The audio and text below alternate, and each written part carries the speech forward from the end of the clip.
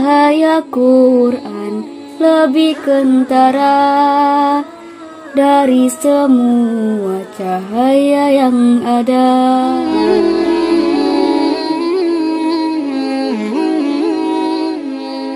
Bismillahirrahmanirrahim. Assalamualaikum warahmatullahi wabarakatuh.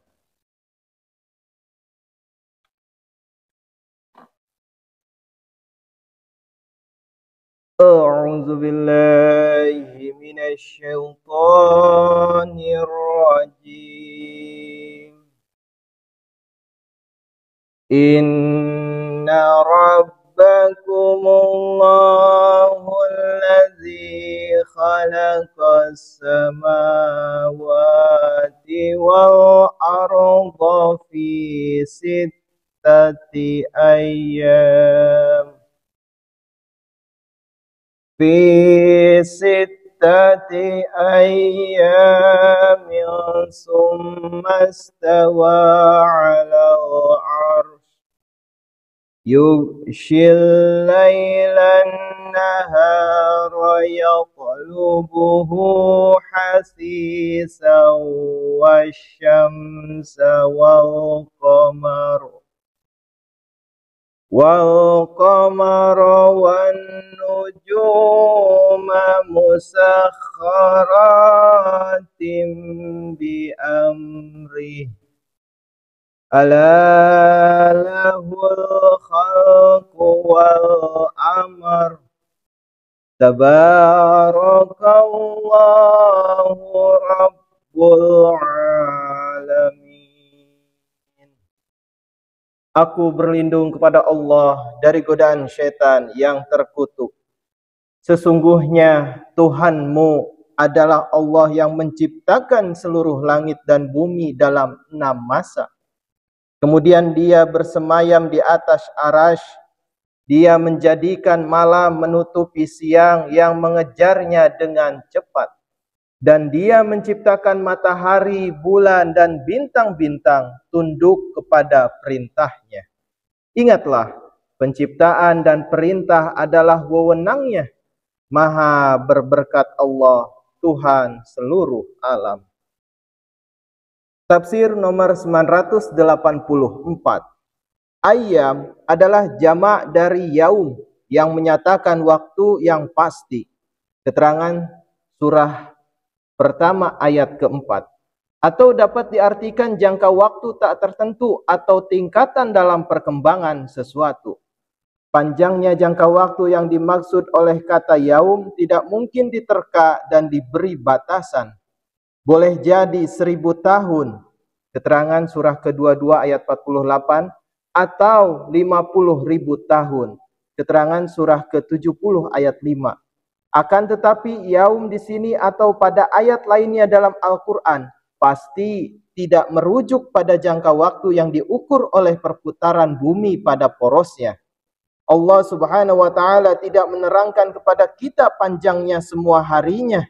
Jika beberapa hari menurutnya meliputi 1000 tahun, mungkin masih ada lainnya yang meliputi jutaan atau biliunan tahun. Ilmu pengetahuan telah menyingkap kenyataan bahwa langit dan bumi telah memerlukan waktu jutaan tahun untuk berkembang mencapai bentuknya yang sekarang. Sebuah kasyaf yang disaksikan oleh seorang sufi terkemuka, Hazrat Muhyiddin Ibnu Arabi, membawa kita kepada kesimpulan seperti itu. Oleh karena itu kita tidak dapat menentukan dengan pasti rentangan 6 hari yang selama itu kejadian langit dan bumi selesai dikerjakan. Tuhan mengadakan berbagai perubahan dalam berbagai masa. Beberapa di antaranya memerlukan 1000 tahun, yang lainnya 50.000 tahun, dan lainnya lagi bahkan memerlukan masa yang lebih panjang. Apa yang dapat kita katakan hanya kejadian langit dan bumi telah memerlukan 6 daur atau peredaran masa yang rentangnya panjang hingga langit dan bumi itu menjadi sempurna dan lengkap. Tafsir nomor 986. Arash atau singgasana menggambarkan sifat-sifat tanzihiyah Allah Subhanahu wa taala, yakni sifat-sifat yang tidak terdapat dalam wujud lain manapun. Keempat sifat Allah Subhanahu wa taala yang tersebut dalam surah Ikhlas merupakan sifat-sifat tanzihiyahnya.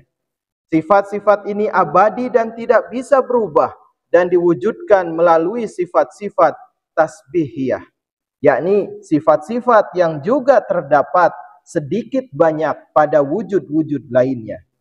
Sifat-sifat yang terakhir ini dikatakan sebagai pemikul-pemikul arash. Sifat-sifat itu adalah Rabbul Alamin, Ar-Rahman, Ar-Rahim, Malik Yaumiddin. Bahwa arash menggambarkan sifat-sifat tanzihiyah Allah Subhanahu wa taala. Nampak juga dari surah ke-23 ayat 117 yang menunjukkan bahwa tauhid ilahi itu sangat erat hubungannya dengan arasy-Nya. Sebab hanya sifat-sifat tanzihiyah itulah yang merupakan bukti yang sebenarnya mengenai tauhid ilahi. Karena sifat-sifat Allah Subhanahu wa taala lainnya dimiliki oleh manusia dalam derajat-derajat yang berbeda. Kata-kata dia bersemayam di atas arash berarti bahwa sesudah alam semesta jasmani terwujud, sifat-sifat tanzihiyah dan sifat-sifat tasbihiyah mulai bekerja dan segala urusan dunia mulai diatur melalui perangkat hukum-hukum alam dan menjadi berada dalam lingkup tata kerja yang sempurna. Lihat juga edisi besar tafsir dalam bahasa Inggris halaman 973 sampai 976. Tafsir nomor 987. Perbedaan antara khalaq atau penciptaan dan amr, perintah, yaitu kata yang pertama pada lazimnya berarti penciptaan atau pengembangan secara bertahap atau pengevolusian suatu benda dari zat yang sudah ada lebih dahulu. Sedang kata yang kedua berarti mewujudkan sesuatu dari tiada dengan hanya mengucapkan perintah jadilah. Anak kalimat penciptaan dan perintah adalah wewenangnya. Dapat juga berarti bahwa Allah Subhanahu wa taala bukan hanya menjadikan alam semesta, tetapi dia pun melaksanakan wewenang dan perintah atasnya. Amr juga berarti pembuatan undang-undang atau hukum. Catatan kaki di ayat ke-55. Maksud dari kata 6 hari adalah 6 masa. Dan 1 masa dapat juga memiliki arti 10 juta tahun. Maksud dari summa istawa alal ars, kemudian dia bersemayam di atas arash, bukan berarti bahwa setelah menciptakan semuanya, Allah Ta'ala tidak lagi memiliki ikatan dengan makhluknya. Melainkan, sebagaimana halnya seorang raja mengawasi seluruh kaumnya, demikian juga dia mengawasi seluruh makhluknya. Ud'u rabbakum tadarru'an wa khufyah, innahu la yuhibbul mu'tadin. Berdoalah kepada Tuhanmu dengan merendahkan diri dan suara rendah. Sesungguhnya dia tidak mencintai orang-orang yang melampaui batas. Wala tufsidu fil ardi ba'da islahiha wad'uhu khawfan wa tama'a. Inna rahmatallahi qaribum minal muhsinin. Dan janganlah kamu berbuat kerusakan di bumi sesudah perbaikannya, dan berdoalah kepadanya dengan rasa takut dan penuh harap. Sesungguhnya rahmat Allah itu dekat kepada orang-orang yang berbuat kebajikan. Tafsir nomor 988. Ungkapan itu berarti bahwa sebelum Al-Quran diturunkan, orang-orang kafir mempunyai alasan, biar bagaimanapun lemahnya alasan itu, untuk mengikuti cara hidup yang kosong dan sifat takwa. Tetapi sekarang tatkala petunjuk yang sempurna telah sampai kepada mereka, mereka tidak diperkenankan terus-menerus berbuat kejahatan dan bergelimang dalam dosa, serta kezaliman dan menjalani kehidupan yang tidak bertakwa tanpa menerima hukuman.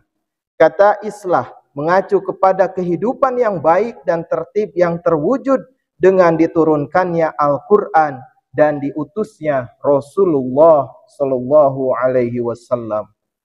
Tafsir nomor 989. Muhsin berarti orang yang berusaha keras untuk mencapai kesempurnaan dalam amal-amal baik.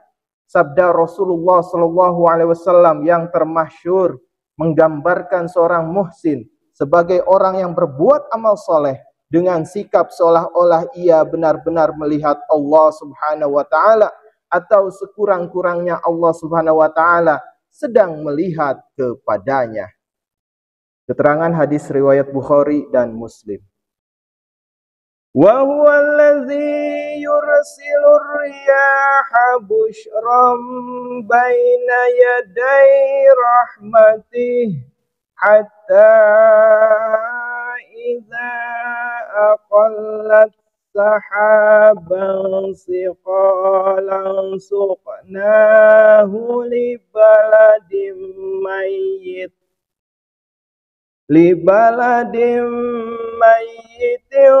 fa'anzalna bihil ma'a fa'akhrajna bihi min kullis samarat kadzalika nukhrijul mauta la'allakum tadhakkarun.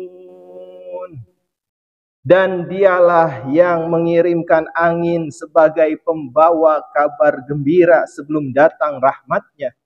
Hingga apabila angin itu membawa awan yang berat, kami menghalaunya ke suatu negeri yang mati.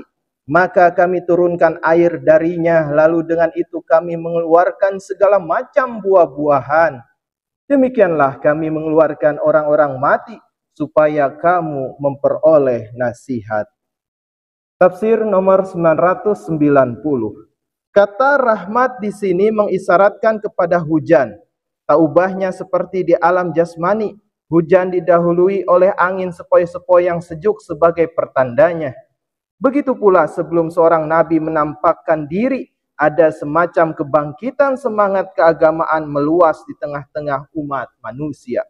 Ayat ini berarti bahwa tak ubahnya seperti air hujan, memberi kehidupan baru kepada tanah yang mati dan menyebabkan buah-buahan, tumbuh-tumbuhan serta padi-padian tumbuh darinya. Seperti itu pula air rohani berupa wahyu ilahi menghembuskan nafas kehidupan baru di dalam suatu kaum yang sepi dari kehidupan rohani. Dengan demikian, ayat itu mengemukakan janji bahwa tanah Arab yang tadinya berupa gurun yang kering dan gersang itu akan segera mekar menjadi sebuah kebun yang penuh dengan pohon-pohon berbuah dan syarat dengan tanam-tanaman yang berbunga semerbak sebagai akibat dari air samawi yang turun dalam bentuk Al-Quran menyirami tanah itu. Tak mengherankan kalau orang-orang Arab yang hingga waktu itu telah dianggap sebagai buih dan sampah masyarakat umat manusia dengan serta-merta tampil menjadi guru-guru dan pemimpin-pemimpin manusia. Wal baladut thayyibu yakhruju nabatuhu biizni rabbih wallazi khabutha la yakhruju illa nakida kadzalika nusarriful ayati liqaumin yashkurun. Dan negeri yang baik menumbuhkan tumbuh-tumbuhan atas perintah Tuhannya. Sedangkan negeri yang buruk tidak menumbuhkan kecuali tanaman yang buruk. Demikianlah kami berulang-ulang menjelaskan tanda-tanda bagi kaum yang bersyukur. Tafsir nomor 991. Tak ubahnya seperti hujan mendatangkan bermacam ragam akibat atas berbagai lahan tanah menurut sifat dan kaifiatnya, demikian pula halnya wahyu ilahi memberi pengaruh kepada berbagai sifat manusia dalam bermacam-macam cara. Rasulullah SAW diriwayatkan pernah bersabda bahwa ada 3 macam tanah. 1. Tanah bagus lagi datar yang bila disiram air hujan menyerap air hujan dan menumbuhkan tumbuh-tumbuhan yang baik dan menghasilkan buah-buahan yang berlimpah-limpahnya. 2. Tanah yang oleh sebab letaknya rendah dan berbatu-batu hanya menampung air hujan tetapi tidak menyerapnya, dan karenanya tidak menumbuhkan tumbuh-tumbuhan tetapi menyediakan air minum untuk manusia dan binatang.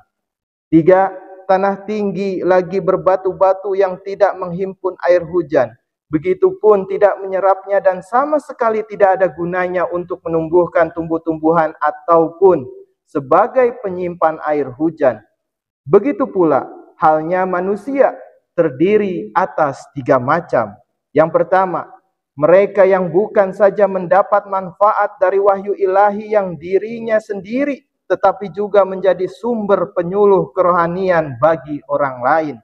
2. Mereka yang dirinya tidak mendapat faedah dari wahyu ilahi, namun menerima dan menyimpannya supaya orang lain memperoleh manfaat.